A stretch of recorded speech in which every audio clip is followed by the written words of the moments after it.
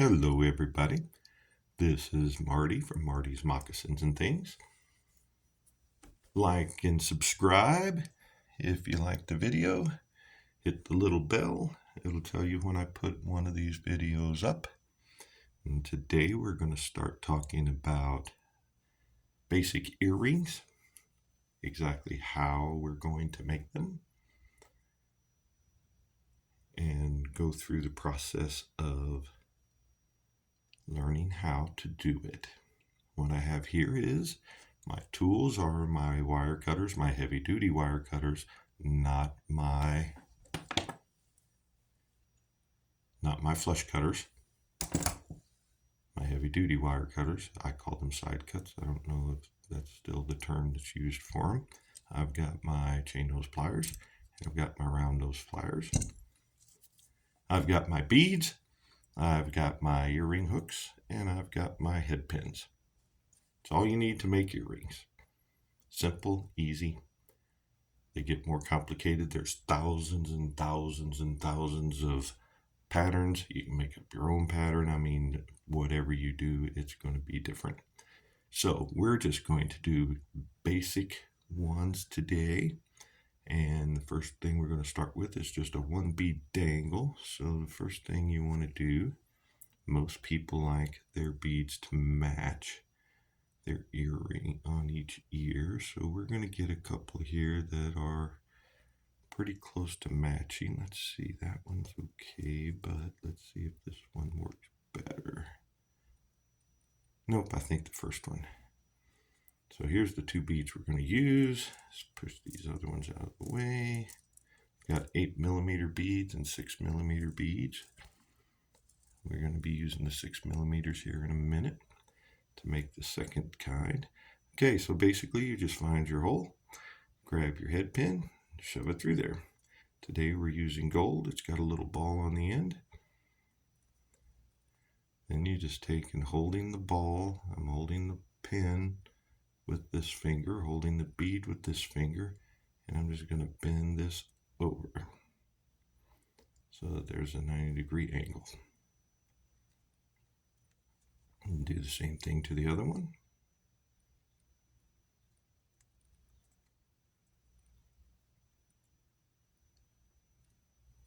And there we go. Now here's where it gets tricky, because you got to make a loop. You got to make a loop so you can hook your earring hook. It has a loop, so you need a loop. So this takes practice. I find that about there makes a pretty good loop for me. And then you just trim off the excess, making sure you hold on to it so it doesn't fly away. Same thing to the other one. Now how long you make the wire is how big your loop is going to be. The longer the wire, the more the loop. But the most important thing to know is that they need to be pretty close to the same size so that your loops are the same size. Now as you can see, that one's a little longer, so I need to trim just a little bit off of it to make them even.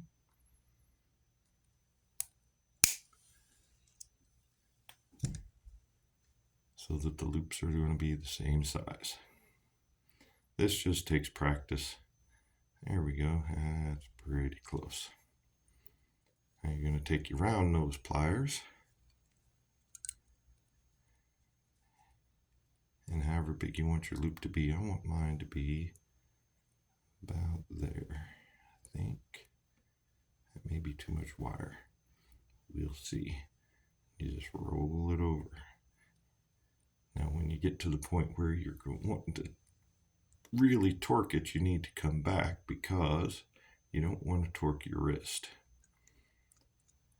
And we're just going to complete our loop. It's a little wonky. Actually, I kind of like that. Let's see if we can do the same thing with the other one. You want to make the same size loop, you want to use the same place on your pliers. So you can either remember or you can mark it with a dry erase marker.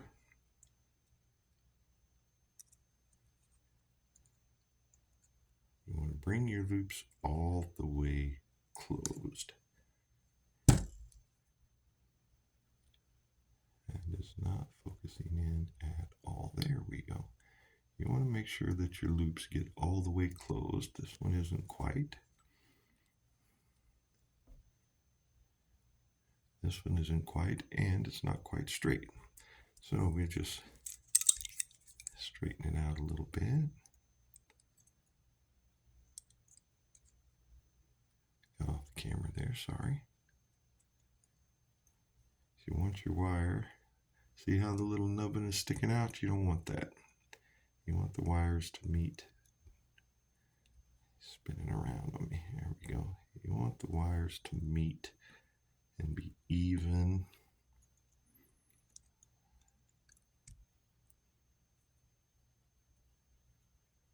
This one's being a pain. A little bit more. There we go. So that when you look at it this way, you see one wire. You don't see any little nubbin sticking out. Now, as far as closing these loops, there's a couple of different ways you can do it.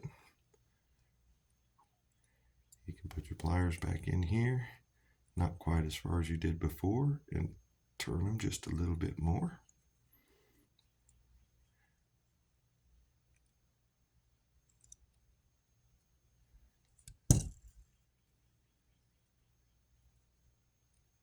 Until your loop is completely closed. Like I said, I'm kind of liking this little lean that's going on with these loops, so I'm going to leave them there just because they're different. Sometimes happy mistakes happen. All the way down so that it is touching.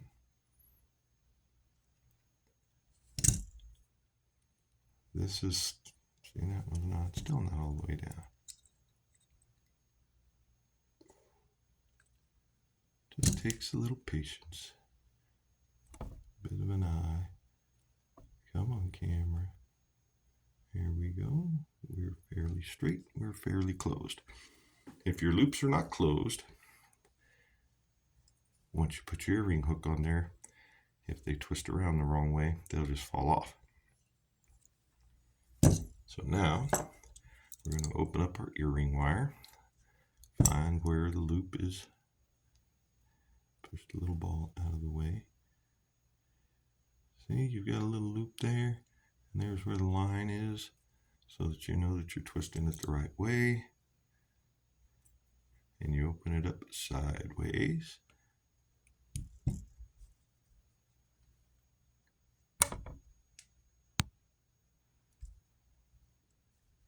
And you drop your little hook on there, or your little loop on there. And you close it up again. Like so. You make sure that it's closed all the way and that it is a single wire.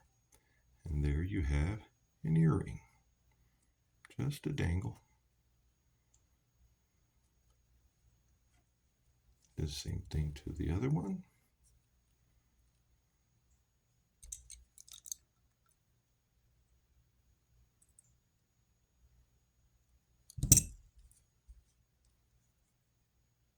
Put it on there. Close it down. Make sure it's all the way closed so that the little loop can't come out.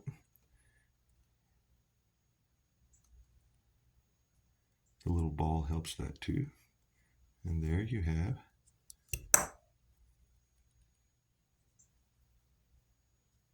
a pair of dangle earrings with 2 rhodochrosite beads. And it's just that easy.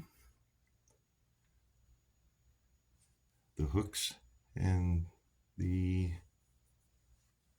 head pins are not that expensive. They can be found just about in any craft store.